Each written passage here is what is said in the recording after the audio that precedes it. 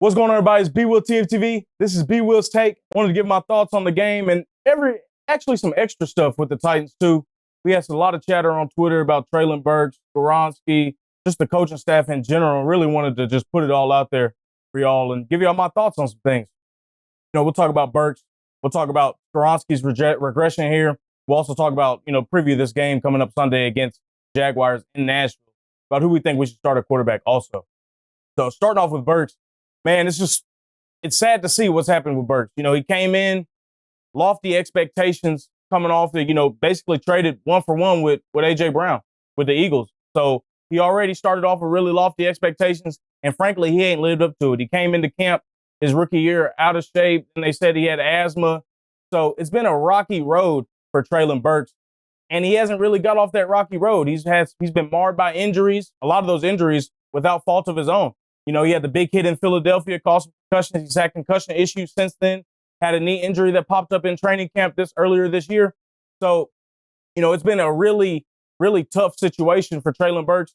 And I can't exactly say that he's helped himself, but this coaching staff definitely ain't done him no favor. I'll be honest with you. It started last year with Downing. I ain't going to say he was utilized well. He wasn't healthy, but receivers, our system is not kind to receivers, especially young receivers at that. We had a dog come in to A.J. Brown. He was a dog before he got to us. He was a dog with us, and he's even more of a dog now with Philly. Real quick, I'll let you get back to the video in a second. Make sure you like the video. Make sure you subscribe to the channel. That's the best way to support us. But, you could look at the receiving core we had. Hop has 1K yards, but Burks himself, it just hasn't worked out for him. And I'm not going to call him a bust straight out like other people have called him a bust. It's only his second year, and he hasn't played that many games due to injury. But I wouldn't be mad if the Titans moved on from him in the draft, with the draft coming up also. If we can get maybe a day 2 pick back, I'd be more than happy if we could get a day 2 pick back. I don't know if I'd take a day three pick because he's still on the cap. He's still on the hook for $8 million, and that's not bad value. If we can get something out of Burks for $8 million, that's not bad value. And he's still young. So it's all on Burks, but it's also on this coaching staff to be able to put him in a position to succeed, which they haven't done. So granted, in the Houston game, he was put in a position to succeed, dropped him. Right in his hands, dropped it, So it's on both parties. Can't call Burks a bust just yet. Still young. Give him some time. He's still got at least 2 or 3 years before we can even designate that. Now, if we're at the end of next year and he ain't done shit, we might be able to call him a bust here. But not right now. Pump your brakes on that. If anybody needs that energy, it's Mike Vrabel and Tim Kelly. Specifically Vrabel and his strength and conditioning staff and the O-line coach. We've got a guy in our first round pick, Peter Skoronski, drafted him high, very high. I think 8th pick or something like that. Really high for what people deemed as a tackle, but others deemed as a guard. And he's come in and he played well against New Orleans, but he's regressed ever since. And for me, I attribute that to coaching. Yeah, he had the appendectomy, and he, the first 2 games back were difficult for him, but he's recovered from that. At this point, his regression can be attributed to coaching and that lack of coaching in the O-line. If you look at the O-line, who's improved on that O-line? Brewer's the same player, if not worse than he was before. Dillard was terrible when we got him. He's shitty now.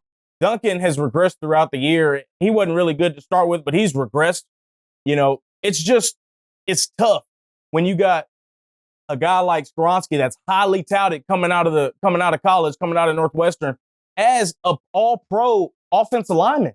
And yeah, offensive linemen struggle in their first year, their rookie year. Even Big Q, I hate to say the Colts, but he's a hell of an offensive lineman. All of them struggle coming out of college. That has to do with just no break in between. They go straight into combine, draft prep, then they go into the season. So they're going to be a little unhealthy. It's a lot of football for them. But I have seen a regression in Skoronski technique-wise, anything. It's just tough. So that's what I say when I talk about Vrabel and this coaching staff and their lack of development skills. We've got guys that are improving when they leave. A.J. Brown improved. It's tough right now in Philly for him, but he's improved. David Long, this guy is the #1 run defender in the league, and he stayed healthy. So that's an indictment on Vrabel and his coaching staff, Vrabel and his strength and conditioning staff. We've got guys that were marred by injury. David Long couldn't stay healthy for a soft tissue injury. So much so that Vrabel bashed him in the press conference on the way out the door. He goes to Miami, hasn't missed a single game. What does that say about the strength and conditioning team? What does that say about these coaches on this staff? It hasn't been good enough. Our standards as Titans fans has to be higher from this coaching staff, from this organization. We've got to demand more. You know, personnel-wise, Vrabel's had his hand in that personnel. You can't say he hasn't. Even with J-Rob. J-Rob was jacked up. Vrabel isn't just in the dark about those moves. He signed off on some of the moves, and I don't think he didn't.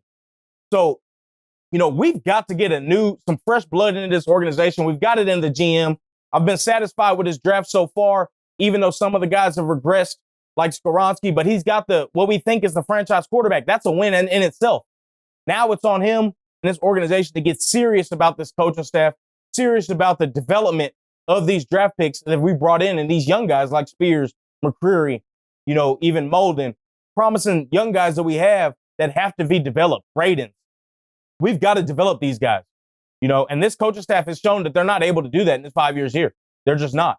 So, you know, that's why I harp on getting Vrabel out of here. The scheme is not suitable to this modern NFL, this old New England bullshit, you know, keep games close, you know, do the right things, little details. We fail at that. Lead the league in false start penalties. We're second or third in the league in overall penalties. That's an indictment on Vrabel. You know, he harps on the small details. We're not good at the small details. We're just not.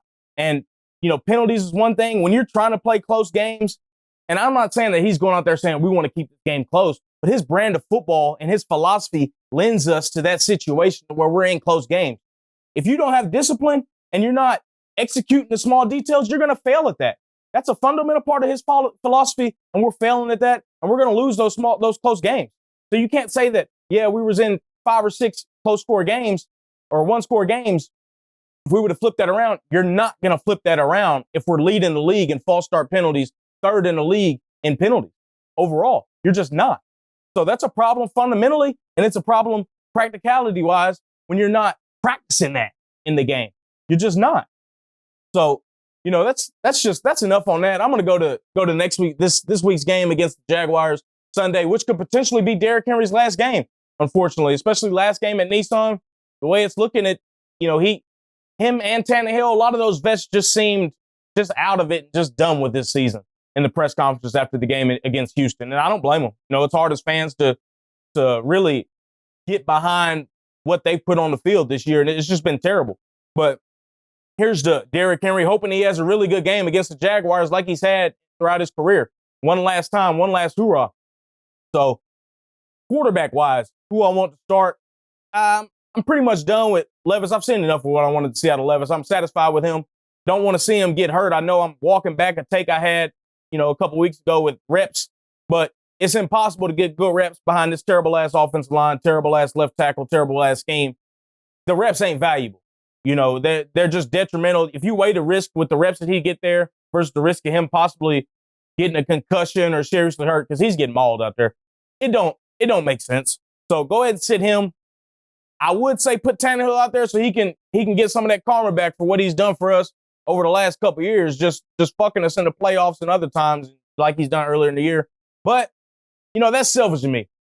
For the Titans and organization-wise, I think the best idea and what they should have done if they weren't all in on Levis playing for the rest of the year was put Willis in and see if we can get some good things on tape, good things on film, so that way we can maybe bait a team coming up in the draft to get anything for him. I'll take any pick for him. If we can get a pick for Willis, that's a win. We just got to cut our losses with him, bring in a veteran quarterback next year, not Tannehill, that can be behind Levis, sort of be like a mentor to him.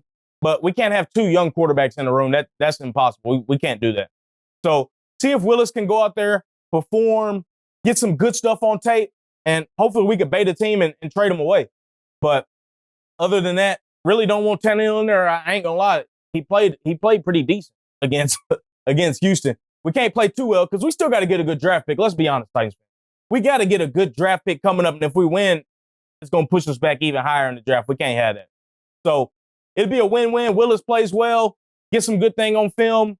If we don't, you know, sometimes we might just skate to a loss at the end. Who knows? You know, that's what I'm hoping for, just because I know that we need to get Alter Fashanu. We have to get 1 or 2 of them, and I'll be doing more draft prep coming up after the season. We'll give a ton of that for y'all here on TFTV Sports, film reviews. We'll be doing actual profiling of the players. So make sure y'all stay tuned for that. But y'all let me know in the comments who y'all think should start this Sunday. What y'all think about Derrick Henry's legacy as a Titan. he was great for us, man. And I appreciate everything he's done for this organization. Sucks that it's going to end this way, but that's what it is, man. That's the business of the NFL. Y'all let me know what y'all think about that, what y'all think about Mike Vrabel, the coaching situation, the regression of Peter Skoronski, and the regression of, I can't say regression of Burks, but just his inability to really make it happen.